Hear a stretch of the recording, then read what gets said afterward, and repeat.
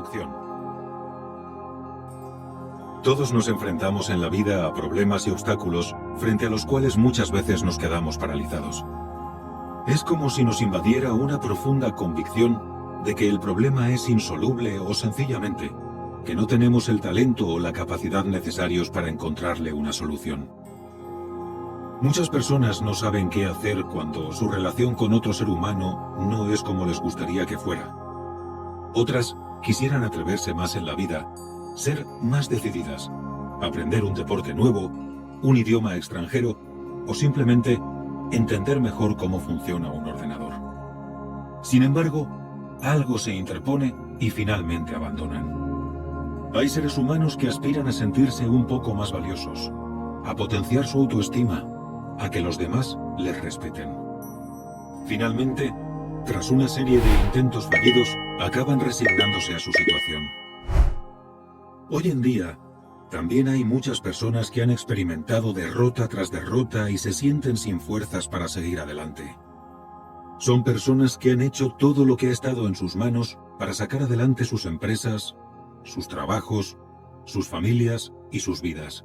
Y sienten que tanto esfuerzo no ha valido la pena, que en el fondo no ha servido para nada. He escrito este libro para todas estas personas porque su sufrimiento no me es ajeno. He dedicado muchos años de mi vida a intentar entender la complejidad que se encierra en cada ser humano y las curiosas reacciones que se desencadenan en nosotros cuando nos tenemos que enfrentar a esas situaciones a las que consideramos adversas. Mi investigación partió de una sencilla pregunta. ¿Qué es lo que hace que ante ciertos retos se nos nuble la mente y nos cueste pensar con claridad, mientras notamos cómo nos invade la angustia, se nos hace un nudo en el estómago y sentimos como si algo nos robara toda nuestra energía? Ante los profundos cambios que se están produciendo y la enorme incertidumbre en la que vivimos, los cuadros de ansiedad no paran de aumentar en todo el mundo.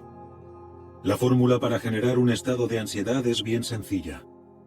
Basta imaginarse que en el futuro van a aparecer una serie de problemas y que nosotros vamos a ser incapaces de resolverlos. La ansiedad es un estado de inquietud curioso, porque empezamos a sufrir en el presente por algo que ni siquiera sabemos con certeza que se va a manifestar en el futuro. El gran filósofo y matemático francés del siglo XVII, René Descartes, escribió una carta al final de su vida en la que llamaba la atención un comentario singular.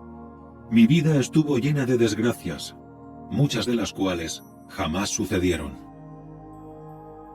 Necesitamos ver aquello que está oculto en las profundidades de nuestra mente, porque entonces comprenderemos con mucha más hondura de dónde surgen nuestras verdaderas limitaciones.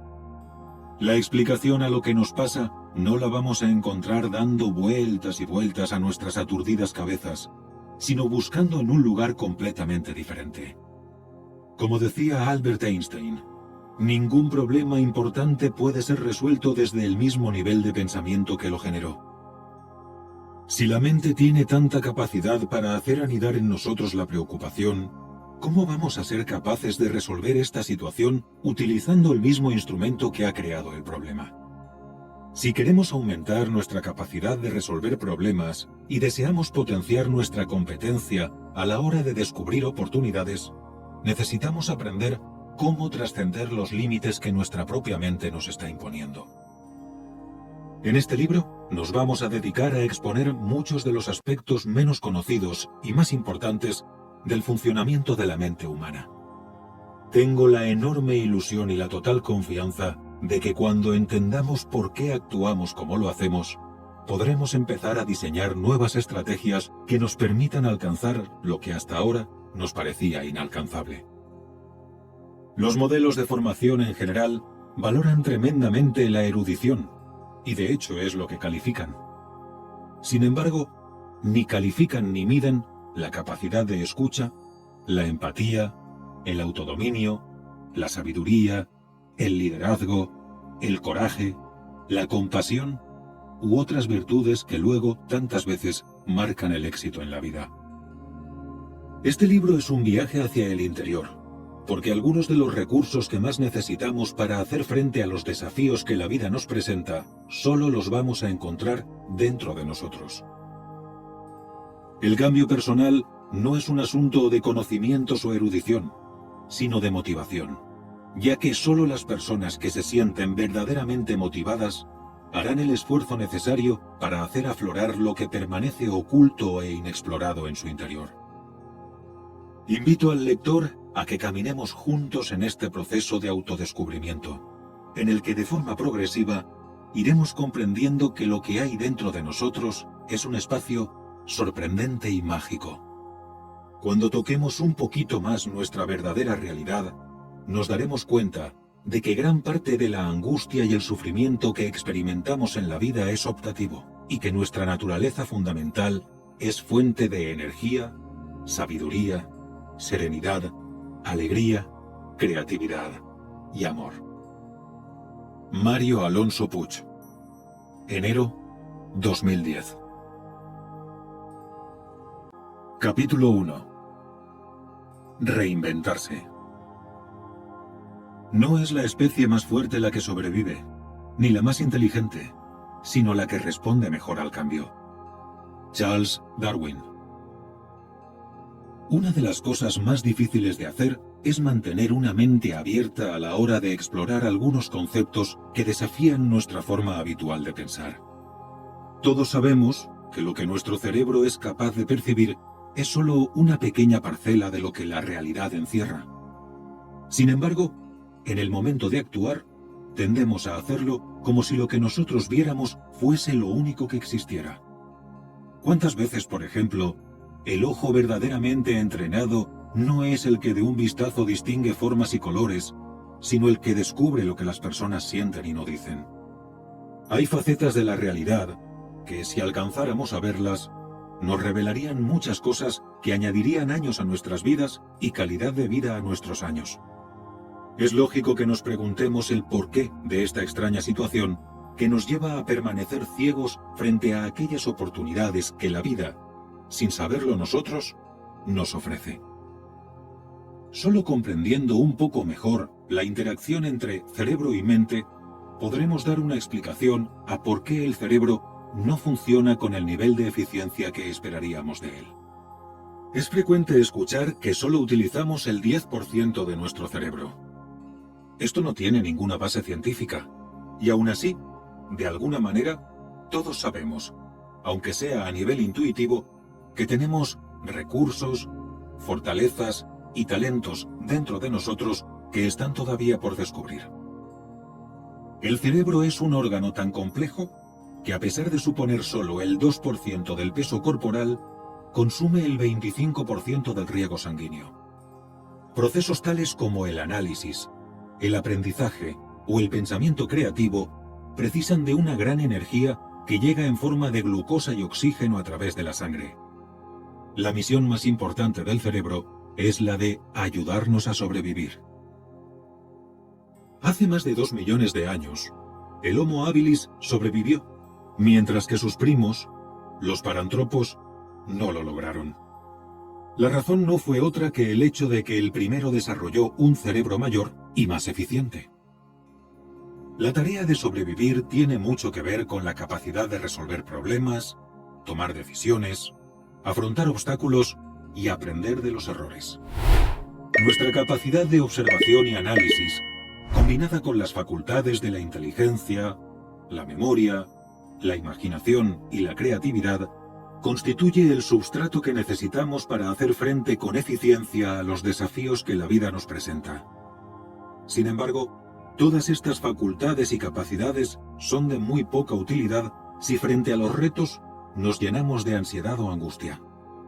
Nos guste aceptarlo o no, una persona bloqueada emocionalmente está anulada intelectualmente. Las emociones que sentimos y que tienen tanta importancia a la hora de resolver problemas no surgen de la nada, sino que tienen una fuente de procedencia muy clara y específica. Conocer los orígenes de dichas emociones es muy importante si queremos gestionarlas de forma adecuada.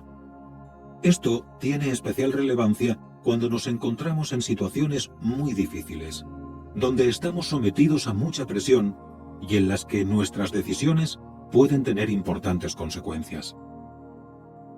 Cuando emociones tales como el miedo o la desesperanza se apoderan de nosotros, se produce un auténtico secuestro cerebral. Y no importa lo inteligentes que seamos, nuestra inteligencia no brillará por ninguna parte. Lo que hace insoluble la mayor parte de los problemas no es la dificultad del problema, sino nuestra sensación de pequeñez en el momento de hacerle frente. Por eso, la verdadera capacidad para resolver problemas de una manera creativa pasa por lograr que cuando nos aproximemos a dichos problemas, nuestro cerebro tenga el grado de equilibrio que es necesario tener para que funcione de manera óptima y encuentre una alternativa de solución eficiente. De la metalurgia hemos adoptado la palabra resiliencia, que no es sino la resistencia que ofrece un metal para ser deformado. También hemos adoptado de esta misma ciencia la palabra elasticidad, que es la capacidad de ese metal para volver a su forma original cuando la fuerza que lo deformó ha desaparecido. El acero, por ejemplo, ofrece una gran resiliencia porque cuesta mucho deformarlo y a la vez tiene una gran elasticidad para volver a su forma inicial una vez que la fuerza que actuaba sobre él ha desaparecido. Hay personas que tienen una extraordinaria capacidad de aguante ante la adversidad y que difícilmente pierden su serenidad. Suelen también ser estas mismas personas las que antes se recuperan después de pasar un episodio doloroso en sus vidas.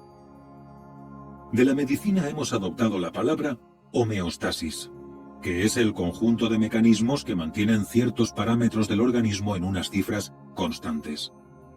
Nos interesa conocer cómo desarrollar en nosotros esa resiliencia y esa elasticidad. Nos interesa saber cómo desarrollar mecanismos para mantener nuestra homeostasis, nuestro estado de equilibrio cuando las circunstancias en las que nos encontremos sean difíciles e incluso adversas. Para lograr semejante competencia, es preciso que nos adentremos en los complejos resortes de la mente humana a fin de descubrir cómo gestionarla de la manera más adecuada posible. Aunque no me gusta mucho la analogía entre cerebro y ordenador, sí que nos podría ser muy útil a la hora de comprender ciertas cosas que tienden a ser un poco escurridizas. Nuestro cerebro se asemejaría parcialmente a un complejísimo ordenador capaz de hacer los cálculos más sorprendentes y encontrar las soluciones más innovadoras. Sin embargo, al igual que el ordenador funciona de acuerdo con un programa, un software, nuestro cerebro responde también a un software que estaría situado en el plano de la mente. Un ordenador magnífico con un software mediocre genera resultados mediocres. Un cerebro excepcional con un software mental limitante solo producirá procesos limitados. El software mental se fabrica fundamentalmente a través de experiencias. Esas experiencias se convierten en los puntos de referencia que deciden la manera en la que el cerebro ha de operar en el futuro. Imaginémonos, por ejemplo, que alguien hubiera tenido una serie de experiencias muy negativas teniendo como jefe a una persona del sexo opuesto. El resultado sería que si a esa persona le asignan en su nuevo trabajo a un jefe también del sexo opuesto, probablemente empezará a experimentar un conjunto de emociones muy poco agradables. Entre ellas podríamos tal vez citar la frustración, el resentimiento o incluso la ira. Posiblemente, el rendimiento de esa persona empezaría a ser pobre, teniendo muchos despistes y cometiendo múltiples errores. Este sería un caso claro de un cerebro perfectamente capaz, vuelto incapaz por un software experiencial que continuamente le está limitando. Algo similar podría ocurrir con un niño que haya experimentado mucho sufrimiento a la hora de aprender algo nuevo. Sometido a la necesidad de un nuevo aprendizaje, el niño será incapaz de mantener la atención, de comprender y de memorizar. Parte de las experiencias que hemos acumulado a lo largo de nuestras vidas son esenciales para la supervivencia, y por lo tanto, están muy bien donde están. Sin embargo, otras experiencias son, como hemos visto, profundamente limitantes e impiden la adaptación ante entornos inciertos y cambiantes.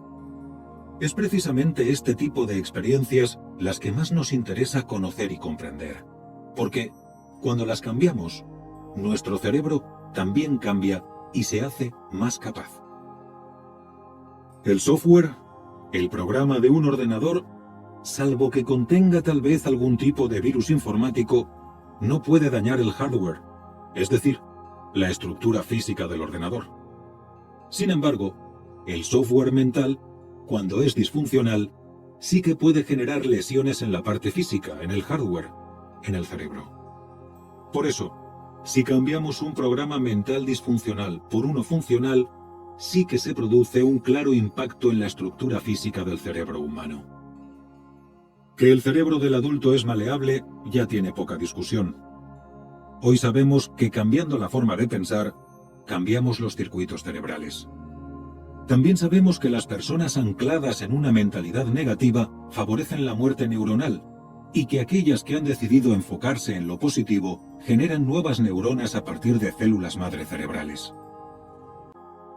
Los seres humanos, cuando cambiamos nuestros programas mentales más limitantes por otros que lo son menos, modificamos físicamente la estructura de nuestro propio cerebro. Tal vez por eso, don Santiago Ramón y Cajal, nuestro primer premio Nobel de Medicina en 1906, decía que todo ser humano puede ser, si se lo propone, escultor de su propio cerebro. Es importante que entendamos que Cajal no hablaba metafóricamente, sino literalmente. Esto nos puede llenar de ilusión a todos aquellos que aspiramos a hacer crecer y evolucionar nuestra inteligencia y nuestra capacidad de aprendizaje, a la vez que pone en nuestras manos una gran responsabilidad, la de descubrir qué es lo que necesitamos hacer y entrenar para reinventarnos a nosotros mismos. Resumen final. Si quiere reinventarse, enfóquese en lo que quiere y no en lo que teme. Capítulo 2. La mirada interior. ¿Quién es capaz de hacer que el agua turbia se aclare? Déjala quieta y poco a poco se volverá clara. Lao Tzu.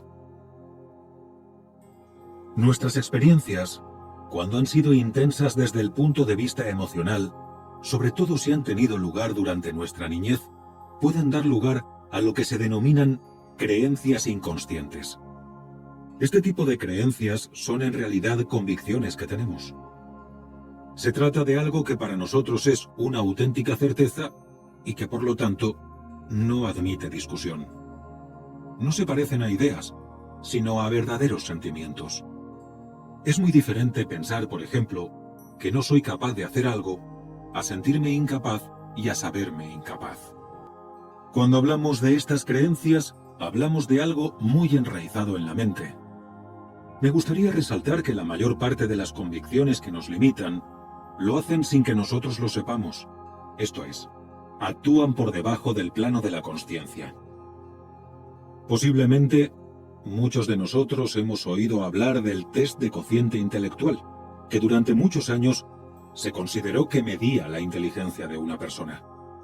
Es curioso que cuando a una serie de jóvenes se les ayudó a desenmascarar algunas de esas convicciones profundamente limitantes que tenían sobre quiénes eran y a transformarlas en convicciones más positivas, consiguieron elevar de forma extraordinaria su cociente intelectual.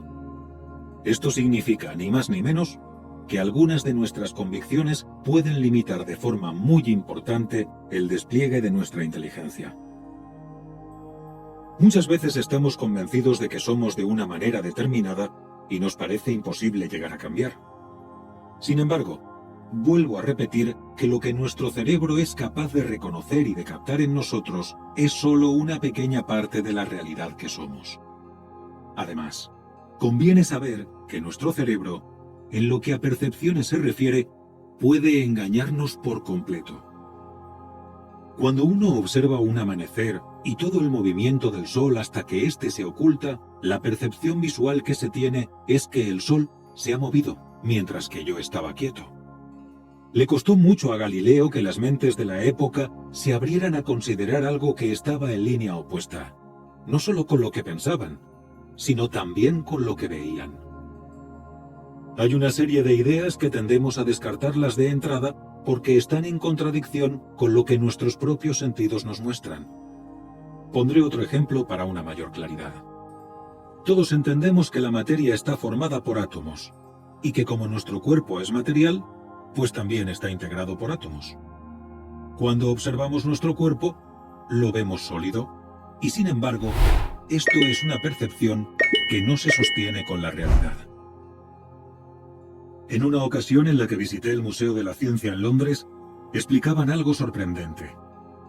La parte que podríamos llamar sólida de un átomo es el núcleo, que si recordamos de alguno de nuestros estudios de física, está rodeado de una corteza que es un espacio fundamentalmente vacío y por el que se mueven los electrones. Pues bien, para que nos hagamos una idea de lo hueco que está un átomo, el núcleo tendría el tamaño de un balón de fútbol colocado en medio de la ciudad de Londres, mientras que la corteza ocuparía el espacio de toda la capital británica, cuyo diámetro es de alrededor de 50 kilómetros. Si estamos formados por átomos como lo estamos, quiere decir que estamos fundamentalmente huecos, y a pesar de ello, nos vemos sólidos. También nuestras vísceras cambian de tal manera que muchos de los órganos que tenemos actualmente no contienen ninguna de las células que teníamos cuando nacimos. Son células nuevas que han aparecido como consecuencia del proceso de reproducción celular que sucede de manera continua en el cuerpo. Va a hacer falta por parte del lector una mente muy abierta para adentrarse en estas páginas, no porque se vayan a hacer revelaciones de fenómenos extraordinarios, sino porque nos vamos a dar cuenta de que o salimos de nuestra forma tan limitada de pensar o seremos incapaces de ver las cosas desde esa perspectiva que nos va a permitir descubrir puertas donde antes solo veíamos muros. Necesitamos recuperar la capacidad de sorpresa y asombro de un niño para introducirnos en lo que Einstein llamaba la belleza del misterio.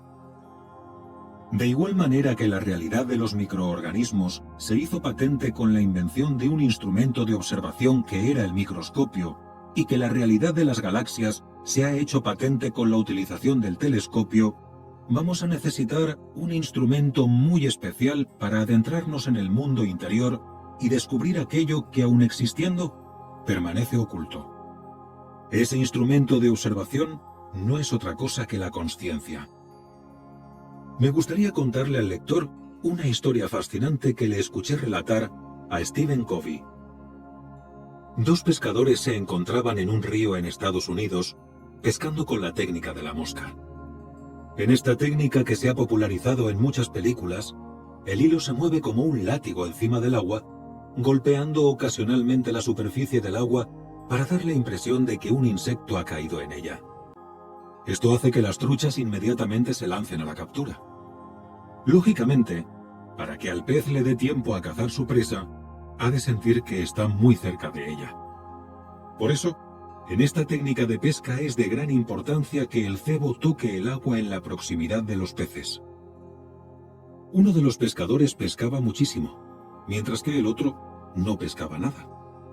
Preguntado sobre la posible explicación a este hecho tan curioso, muchas personas hablaban de suerte y otras de experiencia. La realidad se aleja mucho de lo que nos parece razonable. El pescador que pescaba tantos peces utilizaba unas gafas especiales que se llaman gafas polarizadas y que le permitían distinguir la silueta de los peces debajo del agua.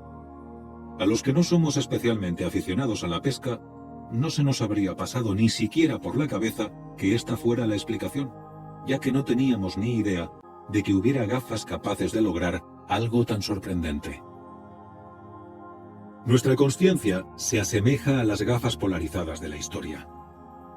Ella es la que nos va a ayudar a descubrir qué es lo que hay en nuestro interior, aquello que no nos deja vivir la vida como nos gustaría vivirla, en lo que sí que depende de nosotros y que es mucho. La consciencia necesita de la atención. La consciencia sería como el ojo que ve, y la atención como la luz que ilumina para que el ojo vea.